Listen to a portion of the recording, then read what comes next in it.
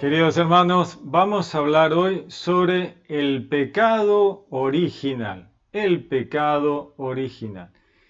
¿Cuál es el pecado original? Pues se habla del pecado original, que hay que pagar el pecado original, pero ¿cuál es? ¿Qué fue? ¿De qué se trata? Para entender el pecado original tenemos que remitirnos al Edén, ¿no es cierto? Volvemos ahí, porque se supone que ahí empezó todo. Pero ahí empezó todo. ¿Realmente empezó todo en el Edén o el Edén simplemente nos muestra quién es el culpable de los problemas de la humanidad? Recordemos que la Biblia tiene dos relatos de creación que son dos relatos distintos, que narran momentos distintos, que tienen tradiciones hebreas distintas, autores distintos. El primer relato, el de los 7 días, era un salmo que se cantaba y el pueblo respondía y vio Dios que estaba bien. Por eso tiene esta cadencia. En el primer relato arranca con los cielos y la tierra y termina el día que Dios hizo los cielos y la tierra. Y ahí termina el primer relato. Luego hay un segundo relato, el del Edén, que cuentan dos cosas completamente distintas. El primer relato de los 7 días narra la creación general del planeta, de toda la vida sobre el planeta, plantas, animales y la humanidad al final, ¿no? En el sexto día. Fíjense que el relato de los 7 días es un relato que tiene una mayor similitud con el relato científico, ¿no? Cuando uno compara los 7 días con la ciencia, se parece mucho.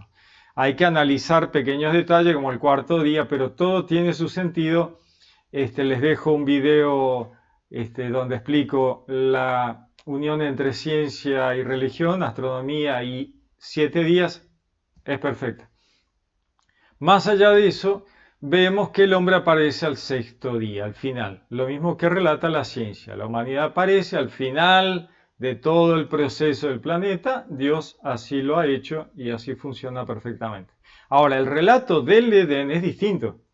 El relato del Edén arranca con Dios creando al hombre. Son dos relatos distintos. ¿Por qué son distintos? Bueno, porque Dios hace el Edén para explicarle a la humanidad una situación que la humanidad está padeciendo desde hace muchísimo tiempo. ¿Cómo que hace muchísimo tiempo? Entonces la humanidad ya existía cuando Dios crea el Edén, tal cual, exactamente. La humanidad ya existía hacía cientos de miles de años para cuando Dios crea el Edén. En el Edén, el relato del Edén, vemos que el agiógrafo, el escritor sagrado, hace unas referencias a países de Asur, Javila, Cus. Luego, cuando sale Caín afuera, se casa una mujer del país de Nod. O sea, hay un montón de gente allá afuera que se ve por el rabillo del ojo, por la visión periférica, diríamos. El agiógrafo nos habla del nombre de los ríos, de la valoración de los minerales que están en esos países, del oro, de las piedras preciosas. O sea, hay un comercio que se ve lateralmente, que por algo el geógrafo quiere que veamos eso, porque no hace al relato principal. Entonces uno dice, ¿para qué me explica del valor del oro y de los países, qué sé yo? Justamente para que miremos por arriba del cerco del Edén y veamos a un montón de gente haciendo todo tipo de cosas ahí afuera. Entonces, ¿para qué sirve el Edén? El Edén sirve para mostrarnos que la culpa del drama que está viviendo la humanidad afuera es del Satán. Entonces, esa información tan importante y que la humanidad afuera no tiene, se la da Dios a la humanidad en el Edén. Y le dice, ¿quién fue el que te dio a comer del fruto que yo te dije que no comieras? Ese. ¿Quién? La serpiente. Ah, así que vos le diste a comer. Y ahí quedó expuesta la serpiente, el Satán, el enemigo, el acusador, queda expuesto, es visible, lo vimos y ahora, ¿cómo lo vimos? ¿Cómo sabemos que existe y que es el culpable? Le podemos poner un límite. Le pisamos la cabeza. Por eso Dios le da a la descendencia de la mujer el poder de limitar al Satán, decirle hasta acá llegaste, ¿no? Hasta acá, basta, ¿no? ¿Qué le da el poder? De pisarle la cabeza, de pisarle la cabeza, el límite. Entonces, ¿cuál es el pecado original? Que Adán y Eva transgredieran lo que Dios les había dicho, la desobediencia. Ah, la verdad que no. La verdad que no, no es ese el pecado de la humanidad. La desobediencia no va por ahí el asunto. Sí, podemos decirlo a grandes rasgos, que si el hombre hubiera escuchado, la humanidad hubiera escuchado la ley de Dios en su corazón, se hubiera portado mejor y no se hubiera dejado engañar por el Satán. Eso sí, ahí sí, ¿no es cierto? Que si hubiéramos prestado mayor atención a la ley puesta por Dios en el corazón, no nos hubiéramos dejado engañar por el Satán. Pero el Satán nos engañó y por eso Dios hace el Adán, hace el Edén, para que del Edén surja la verdad, ¿no? Y nos demos cuenta, digamos, ah, vos me mentiste, vos me engañaste. Como dice la mujer, me sedujo y comí. Entonces, ¿cuál es el pecado original? El pecado original es lo que la humanidad está haciendo afuera del Edén. Por eso toda la Biblia se ocupa de corregir ese pecado de la humanidad. ¿Y cuál es? ¿Qué es lo que está haciendo la humanidad fuera del Edén que está haciendo todo tan mal? Bueno, ¿qué está haciendo? Primero, politeísmo. Creen que existen millones de dioses, ¿no? El gran problema inicial del politeísmo, un engaño del Satán de hacerle creer a la humanidad que cada fuerza de la naturaleza es un dios distinto. Entonces creían que el sol era un dios, que la luna era un dios, que el viento, que la tormenta, que el volcán, todos eran dioses. Como eran dioses que nunca existieron, pensaba la humanidad que esos dioses eran locos, crueles, malvados, porque en realidad eran fuerzas de la naturaleza, no tenían un sentido. El Satán engaña a la humanidad y le hace creer que esos dioses existen. Entonces el primer gran problema de la humanidad es el politeísmo. Luego, como la humanidad cree que esos dioses existen, entonces les ofrecen pagos. Le pago para esto, le pago para aquello, le pago para lo otro, ofrendas, sacrificios y como locura absoluta, sacrificios humanos y de los primogénitos de los hijos amados. Entonces vemos que la locura viene por, primero, politeísmo, luego, sacrificios, animales y humanos, el sacrificio del primogénito, y a partir de ahí cae todo un montón de desastres, ¿no? Bueno, mentir, engañar, mentir, y todo lo demás que vamos a verlo mejor cuando Dios le dé a Moisés los mandamientos, porque ahí está la clave del asunto. ¿Qué mandamientos le va a dar a Dios a Moisés? Justamente los que tienen que ver con los pecados a resolver. ¿Cuáles son los pecados a resolver? ¿La desobediencia? No. Vamos a leer los mandamientos. Éxodo 21. Dice, entonces pronunció Dios todas estas palabras diciendo, yo, Yahvé, soy tu Dios, que te he sacado del país de Egipto, de la casa de servidumbre.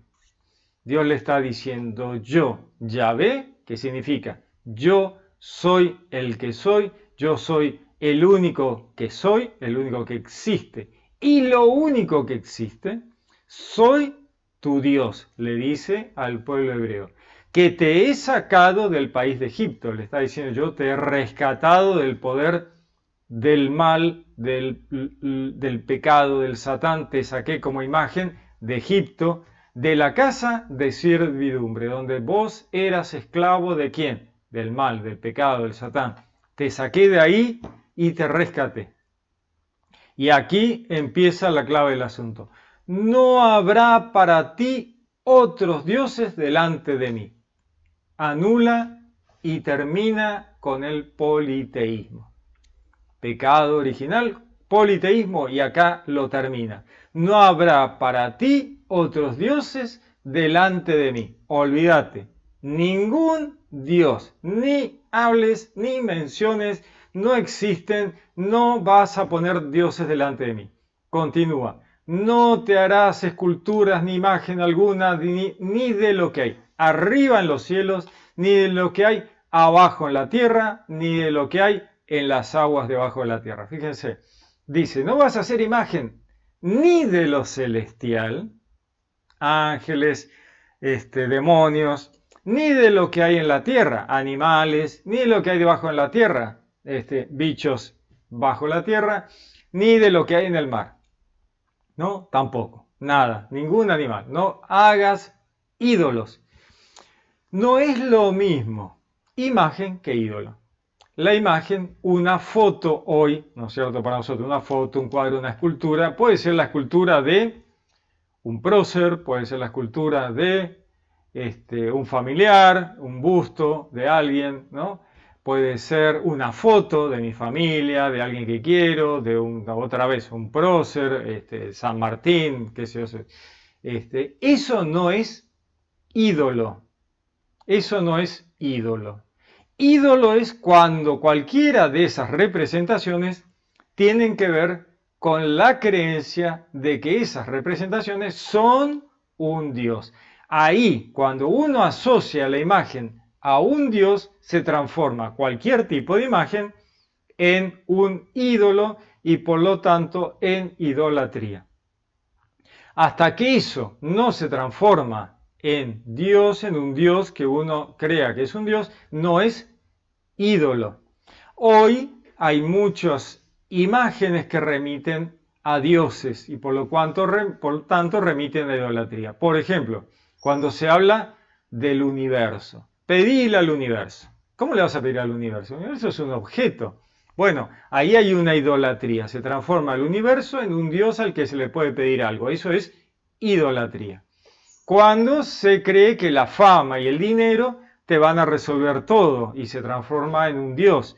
Ahí se hace una idolatría de la fama y el dinero. Jesús mismo decía, ya en aquella época, decía, no se puede servir a dos dioses, no se puede servir a Dios y al dinero, porque Jesús ya lo veía este tema de la idolatría en el dinero. Fíjense, y no es una imagen, no es una foto, no es una escultura, es un pensamiento abstracto, tanto el como el del universo, que sí, miramos y lo vemos, como el del dinero, que sí, en algún punto miramos la cuenta bancaria y lo vemos.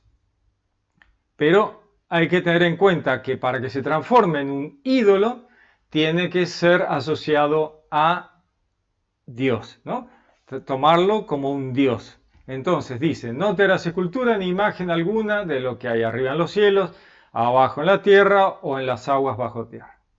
Dice, no te postrarás ante ellas ni le darás culto, porque yo, Yahvé, tu Dios, soy un Dios celoso que castigo la iniquidad de los padres en los hijos hasta la tercera o cuarta generación de los que me odian, y tengo misericordia por millares con los que me aman y guardan mis mandamientos. Fíjense qué largo que es el mandamiento en contra del politeísmo. Fíjense que es larguísimo, ya llevamos 7 versículos, seguimos. No tomarás en falso el nombre de Yahvé tu Dios, pues Yahvé no dejará sin castigo a quien toma su nombre en falso. Ya vamos por el 7 y seguimos hablando del tema del politeísmo y de Dios.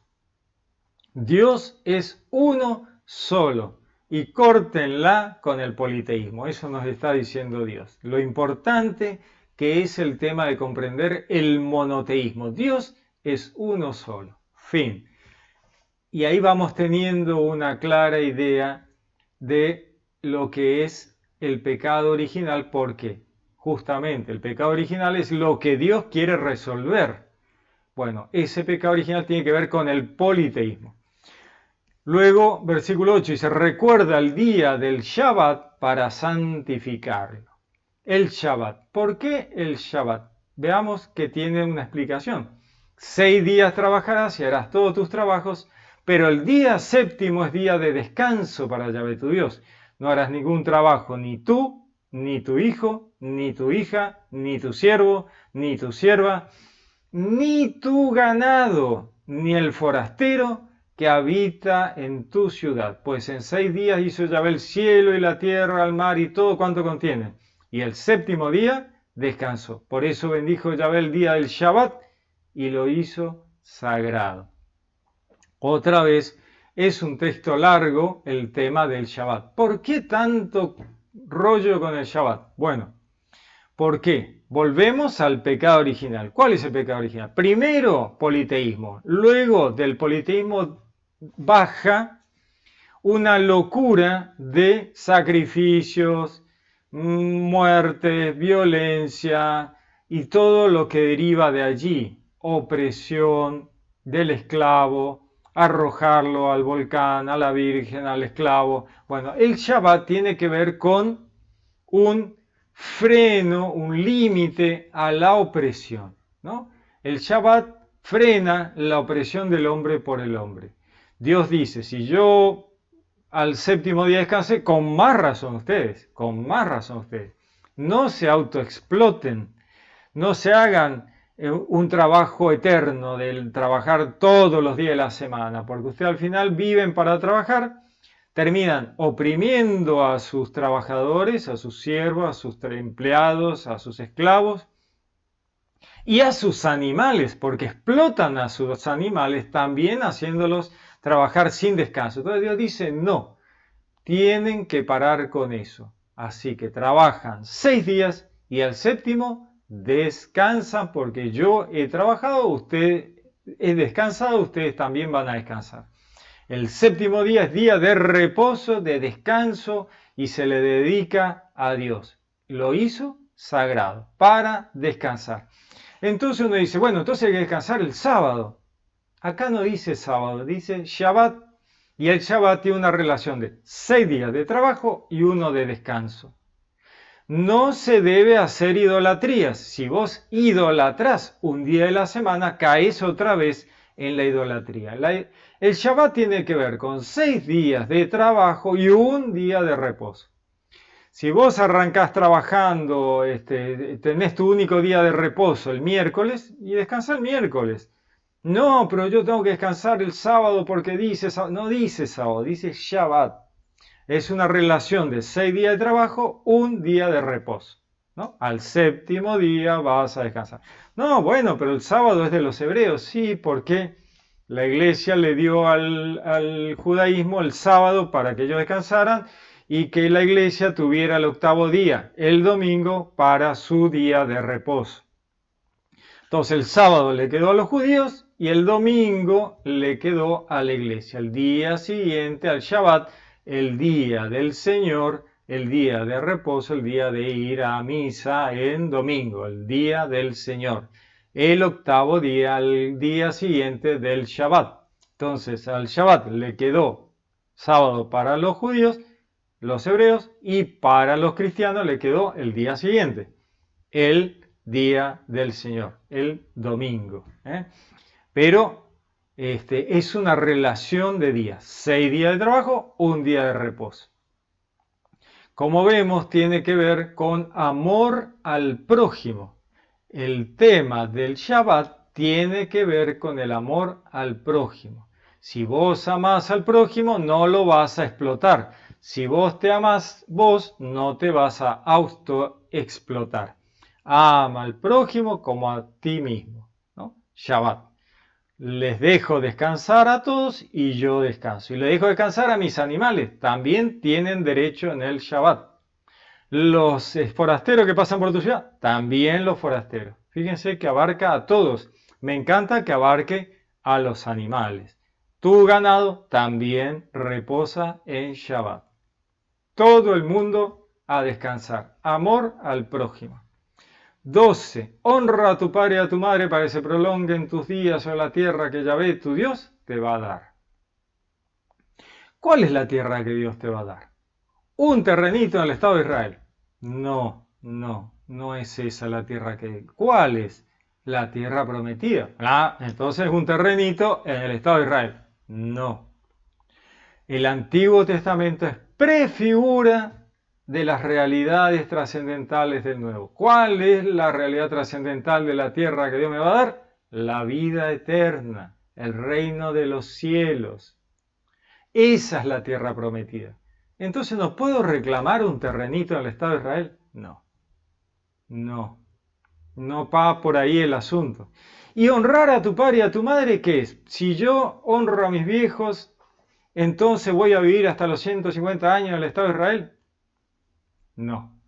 Acá tiene que ver con todo un estrato de comprensión. Padre y madre, primero, los que te dieron la vida, luego aquellos que te han criado, que pueden no haber sido los que te dieron la vida, padres y madres adoptivos, luego tu familia, luego la comunidad, luego los patriarcas, los padres de la iglesia, los padres del judaísmo, luego la humanidad entera, que son tus padres y tu madre, y luego Dios mismo.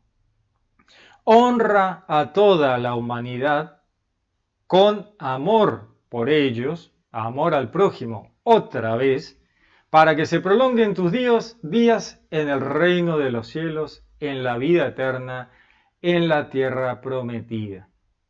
Vemos otra vez lo que estamos volviendo a corregir el pecado original. Cuida a la humanidad, cuida a la tierra, cuida a tu planeta, cuida a todos los que estuvieron antes que vos y cuídate vos para que alcances el reino de los cielos. Continúa. No matarás. Bueno, clarísimo, no hay mucho por donde perderse, no vas a matar nada. No mates, acá no hay grises. No dice no mates esto, no mates aquello, no dice no mates. Es más, el hebreo dice no asesines, porque toda muerte es un asesinato. Así que volvemos otra vez al pecado original. Los sacrificios humanos, los sacrificios animales, todas esas muertes y violencias inútiles. No matarás. No cometerás adulterio. El adulterio, nuevamente, pecado original. ¿Qué adulterio? No la puedo engañar a mi mujer. Obviamente, ni la mujer al hombre, ni el hombre a la mujer. Pero acá Dios, cuando uno lee toda la Biblia, habla de otro adulterio. ¿Cuál es el adulterio? De engañar a Dios con otros dioses. Entonces hay un adulterio extra, que es el del politeísmo otra vez. Vemos en el Antiguo Testamento que todo el tiempo Dios habla del adulterio, de la prostitución, y uno dice, ¿pero cuál? El del politeísmo, de ir tras dioses falsos. Entonces el adulterio otra vez tiene varias capas de interpretación. Primero el adulterio en la familia, luego de no engañar a Dios con otros dioses que no existen. Continúa, no robarás, obviamente. Si amas al prójimo, no vas a robar. No darás testimonio falso contra tu prójimo. Si amas a tu prójimo, no vas a mentir para meterlo en un lío. No codiciarás la casa de tu prójimo, ni codiciarás la mujer de tu prójimo, ni su siervo, ni su sierva, ni su buey, ni su asno, ni nada que sea de tu prójimo. Si amas a tu prójimo, vas a estar feliz por lo que tu prójimo tiene. Entonces no vas a codiciar nada de lo de él, vas a alegrarte por él. Continúa. Todo el pueblo percibía los truenos y relámpagos, el sonido de la trompeta y el monte humeante y temblando de miedo, se mantenía a distancia. La imagen, ¿no? La imagen, una vez que Dios le da todos los mandamientos, nos muestra otra vez el ambiente, ¿no? de hacer ruido de Dios para asustar al pueblo hebreo, ¿no? Todo el pueblo percibía los truenos, relámpagos, el sonido de las trompetas, el monte humeante y temblando de miedo, se mantenía a distancia. Genial los 10 mandamientos. Como vemos, los 10 mandamientos tienen que ver con el pecado original. De ahí proviene el pecado original y por eso Dios corrige con los mandamientos el pecado original. Entonces vemos que no dice acá en ningún momento por haberse comido el fruto que yo... No dice nada. ¿Por qué? Porque el pecado original no tiene que ver con el fruto del árbol, no, tiene que ver con no haber escuchado en el corazón la ley de Dios y haber pecado de politeístas, asesinos, de violencia, de mentirosos, de no haber amado al prójimo como a uno mismo. Y eso es lo que Dios corrige en la Biblia con los mandamientos, eso es lo que trae Jesús en el cambio de paradigmas cuando dice el amor al prójimo engloba toda la ley y los profetas. Entonces, ¿cuál es el pecado original? Ya lo vimos otra vez, ¿no es cierto? Politeísmo y todo lo que deriva de ahí. Violencia, masacres, asesinatos, sacrificios humanos, sacrificios de animales, ¿no? Y todo lo que proviene de adulterio y todo lo demás. Entonces, tengamos en claro de qué se trata para poder saber qué es lo que Dios quiere de nosotros y por qué Jesús paga el rescate de la humanidad. Porque acá hay un pecado ancestral, que es ese pecado original que uno no lo puede pagar acá. ¿Por qué? Porque es un pecado ancestral de la humanidad, del politeísmo, sacrificios, opresión, ¿no? Opresión del trabajador, del esclavo, desde los tiempos ancestrales de la humanidad, allá en el albor de los tiempos. Y eso lo paga Jesús en la cruz y da por terminado esa deuda, ¿no? Queda saldada, porque es imposible pagarla por cada uno de nosotros. Muy bien, es súper interesante, ¿no? Es muy interesante. Muy bien, les dejo algo para pensar. Tenemos una tarea para el hogar. Les deseo que tengan un lindo día, que Dios los bendiga. Los saludo con gran afecto. Les habló Pablo Castro.